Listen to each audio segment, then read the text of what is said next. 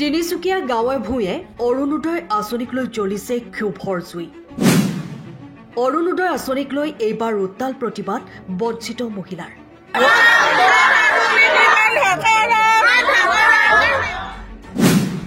তিনিচুকীয়া জিলা আয়ুক্ত কাৰ্যালয় ঘেৰাও কৰি প্ৰতিবাদ সাব্যস্ত। বিজেপি দলৰ বুথ সভাপতিসকলে অৰুণোদয় আঁচনিৰ ফৰ্ম দিয়াৰ নামত 100 টকাৰ পৰা 150 টকা পৰ্যন্ত সংগ্ৰহ কৰাৰ অভিযোগ। অৰুণোদয় আঁচনিক লৈ উত্তাল হৈছে ৰাজ্যৰ ৰাজনৈতিক মহল। অসম চৰকাৰে ৰেচন কাৰ্ড থকা অসমৰ প্ৰতিগৰাকী মহিলাক অৰুণোদয় আঁচনি 3.0 দিয়া হ'ব বুলি ঘোষণা কৰিছিল। কিন্তু চৰকাৰৰ ঘোষণাৰ বিপৰীতে গাঁৱে ভূঞে দেখিবলৈ পোৱা গৈছে ক্ষোভৰ জুই। অৰুণোদয় আঁচনিৰ ফৰ্মসমূহ বিজেপি দলৰ বুথ সভাপতিসমূহে দৰিদ্ৰ মানুহক দিয়াৰ পৰিৱৰ্তে ধনী মানুহক প্ৰপত্ৰ দিয়াৰ অভিযোগ উঠিছে। আমি যিহেতু নাৰী মুক্তি সংগ্ৰাম সমিতিয়ে উলিয়াই অনা নাই, তেওঁলোকে নিজে ওলাই আহিছে, আমাক আহ্বান কৰিছিলে, গাঁৱে গাঁৱে আমাৰ সজাগতা সভা বহিছিল। তেতিয়া তেওঁলোকে আমাক অৱগত কৰিছিল যে তেওঁলোকৰ যিখিনি এতিয়া অহা মাহত এই মাহত পাব লগা সেইখিনিবোৰ কাটি দিছে। তেওঁলোকে ৰেগুলাৰ পাই আছিল, তেওঁলোকক কাটি দিছে। আৰু 2 নম্বৰ কথা হ'ল কি, তেওঁলোকৰ BPL থকা মানুহক তেওঁলোকে ৰেচন কাৰ্ড যাৰ আছে তাকে যিহেতু অৰুণোদয় দিম বুলি কৈছিলে, সেইবিলাক কিন্তু এতিয়ালৈকে তেওঁলোকে দিম বুলি পিনে কোৱাৰ পিছতো এতিয়া ব্ৰঞ্চত কাটি দিছে। তেওঁলোকে এনেকে কাটি দিলে কিন্তু আমি নাৰী মুক্তি সংগ্ৰাম সমিতিয়ে শান্ত হৈ বহি নাথাকিম। আৰু প্ৰতিজনী মহিলাই ৰেচন কাৰ্ড আছে যেতিয়া নেকি তেওঁলোকে পাবই লাগিব। তেওঁলোকে যদি নাপাব এনেধৰণৰ আন্দোলন হয়তো আমাৰ দিশপুৰলৈকে যাব। এয়া আমাৰ ফালৰ পৰা কৈ থৈ দিলো, নাৰী মুক্তি সংগ্ৰাম সমিতিৰ ফালৰ পৰা। আমি নাৰী মুক্তি সংগ্ৰাম সমিতিয়ে যেতিয়া আমি কথা এটা কওঁ, আমি কাম কৰো, কিন্তু আমি কথা কৈ আমি থৈ নিদিওঁ। যিহেতু আমি কাম কৰো, সেইকাৰণে আমি কৈছো প্ৰতিজনী মহিলাই পাবই লাগিব। BPL থকা কাৰ্ড থকা মহিলাবিলাকে অৰুণোদয় পাব লাগিব। আৰু মাইক্ৰ ফাইনেন্সটো যিহেতু তেওঁলোকে আমাক বাৰে বাৰে কৈ আছে যে আমি মাইক্ৰ ফাইনেন্স ৰেহাই দিম। এতিয়া যিহেতু আমাক যিহেতু বন্ধ কৰি থৈ দিছে, এইটো কি কয়, অফিচাৰ বিলাক যোৱা কিছুমান সহজ হ'ল মহিলাবিলাকৰ ওচৰত অফিচাৰ বিলাক গৈছে, তেওঁলোকক নাকি লগাব লাগিব। তেওঁলোকক যদি নাকি নলগায় তেতিয়াহ'লে আমি শান্ত হৈ বহি নাথাকিম। আমাৰ নাৰীবিলাকে আজি জাগিছে, যিহেতু এইটো কাৰণে জাগিব পাৰিছে, চৰকাৰখনে জগাবলৈ চৰকাৰখনে শিকাইছে, চৰকাৰখনে ঠগি ঠগি তেওঁলোকক ৰাজপথত আহিবলৈ বাধ্য কৰে। তিনিচুকীয়া জিলাৰ বৰুৱাখোলা, বাৰেকুৰি, বুঢ়ীদিহিং, টেকেৰী গাঁৱৰ এইদৰে ওলাই আহে অৰুণোদয় আঁচনি বঞ্চিত কেইবা শতাধিক মহিলা। অৰুণোদয় আঁচনি বঞ্চিত মহিলাই তিনিচুকীয়া জিলা আয়ুক্ত কাৰ্যালয় ঘেৰাও কৰি উত্তাল প্ৰতিবাদ সাব্যস্ত কৰে।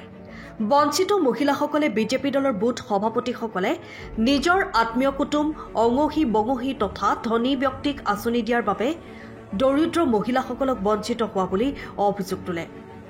অকল ইমানেই নহয়, বিজেপি দলৰ কেইবাগৰাকী বুথ সভাপতিয়ে দৰিদ্ৰ মহিলাসকলৰ পৰা 100 পৰা 150 টকা পৰ্যন্ত ধন সংগ্ৰহ কৰাৰো অভিযোগ উত্থাপন কৰিছে। সমগ্ৰ বিষয়টো অসম চৰকাৰক তদন্ত কৰি ধন সংগ্ৰহ কৰা বিজেপি বুথ সভাপতিসকলৰ বিৰুদ্ধে ব্যৱস্থা গ্ৰহণ কৰিবলৈ দাবী জনাইছে। আজি ইমান যিখিনি পাব লাগে সেইখিনি পাৰিছে, সেইকাৰণে আমি ওলাই আহিছো। গাঁৱৰ মানুহ নেপালকে বিধৱা ইমান দুখীয়া মানুহ হৈ বহি আছে, তেওঁলোকক কি চাই আছে? যিখিনি মানুহে যদি বাছনি কৰিছে ইয়াত, সেইখিনি মানুহক আমাক লগাই দিয়ক, নহ'লে আমাক দিছে আহি কওক কোনে কৈছিলে ক'ব লাগিব। ওলাই আমাৰ বিধৱা মানুহ আহিছে, ইমানখন আহি আছে, দিয়া নাই, আজি পোৱাই নাই। জিলা আয়ুক্ত কাৰ্যালয় ঘেৰাও কৰি অসম চৰকাৰ হাই হাই অৰুণোদয় আঁচনিক লৈ ৰাজনীতি নকৰিব, প্ৰতিগৰাকী ৰেচন কাৰ্ড থকা ব্যক্তিক অৰুণোদয় আঁচনি প্ৰদান কৰক। অৰুণোদয় আঁচনি লাভ কৰা দৰিদ্ৰ মহিলাৰ নাম কিয় কৰ্তন কৰা হ'ল, ইয়াৰ উত্তৰ আমাক লাগিব। বিধায়ক ভাস্কৰ শৰ্মা হাই হাই, মুখ্যমন্ত্ৰী হাই হাই আদি শ্লোগানেৰে আকাশ বতাহ কঁপাই তোলে। কৃষক মুক্তি সংগ্ৰাম সমিতি, নাৰী মুক্তি সংগ্ৰাম সমিতিৰ উদ্যোগত প্ৰতিবাদী মহিলাসকলে প্ৰতিবাদত তিনিচুকীয়া জিলা আয়ুক্ত কাৰ্যালয়ৰ সন্মুখত প্ৰতিবাদৰ অন্তত জিলা আয়ুক্তৰ যোগেদি মুখ্যমন্ত্ৰীলৈ এক স্মাৰক পত্ৰ প্ৰেৰণ কৰে। আজি আমি অৰুণোদয়ৰ নামত 150, 200, 300 টকাকৈ গাঁৱে গাঁৱে ৱাৰ্ডে ৱাৰ্ডে এক্স মেম্বাৰবিলাক কোনোবা এক্স মেম্বাৰ জড়িত হৈ পৰিছে, কিছুমান বুথ সমিতিৰ সভাপতি জড়িত হৈ পৰিছে। তেওঁলোকে টকা খোৱা কাৰবাৰটো আৰম্ভ কৰি দিছে। এওঁলোকক বাৰে বাৰে জিলক কৰাই আছে। কিন্তু অৰুণোদয় দিয়া নাই। এওঁলোকক বাৰে বাৰে মিটিং মৰাই আছে, কিন্তু অৰুণোদয় দিয়া নাই। ওলোটাই অৰুণোদয় পাই থকা বিলাককো, অৰুণোদয় পাই থকা মহিলাবিলাককো তেওঁলোকে কাটিছে আৰু নতুনকৈ বিয়াও আৰম্ভ কৰা নাই। এই গোটেই কথা কাণ্ড বিলাকক লৈ তেওঁলোক খং খাইছে আৰু খং খাই মহিলাবিলাক ওলাই আহিছে। অতি শীঘ্ৰেই অসমৰ ৰেচন কাৰ্ড থকা প্ৰতিটো পৰিয়ালৰ এগৰাকীকৈ মহিলাক অৰুণোদয় দিবতো লাগিবই, আৰু লগতে কোনো পাই থকা মহিলাক অৰুণোদয় নামত দি থাকি আকৌ কাটি দিলে নহব। দ্বিতীয় কথাটো হৈছে 1250 টকাৰ পৰিৱৰ্তে 5000 টকা কৰি দিব লাগিব, আৰু PMI নামত দুৰ্নীতি বন্ধ কৰিব লাগিব। পঞ্চায়তৰ দুৰ্নীতি কাৰ্যটো সম্পূৰ্ণৰূপে বন্ধ কৰি দিব লাগিব। আৰু আমি ক'বলৈ বিচাৰিছো যে এই গোটেই অঞ্চলত বৃদ্ধ পেঞ্চনৰ 250 টকা দি থকবাক কৰি থাকিলে নহব, 5000 টকাকে দিব লাগিব। এই কথা বতৰাবিলাকক লৈ আমি আজি আন্দোলনৰ কাৰ্যসূচী কৰিব লগা বাধ্য কৰিছো। যিহেতু দেখিবলৈ পোৱা গৈছে বৃদ্ধ পেঞ্চনটো কাটি বিধৱা পেঞ্চন বা বৃদ্ধ পেঞ্চন কাটি আপোনাৰ অৰুণোদয় দিয়া দিছে, কথা দিছে। সেইকাৰণেতো মানুহবিলাক ওলাই আহিছে, দিছে কাৰণেতো মানুহবিলাক ওলাই আহিছে।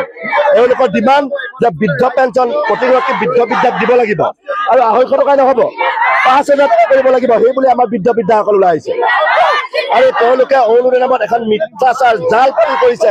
এনেকুৱা জাল আমি ভেদ কৰিব জানো, ফালিব জানো। এনেকে ঠকবাক কৰি থাকিলে মানুহবিলাক খং খাই আছে, খঙত ওলাই আহিছে।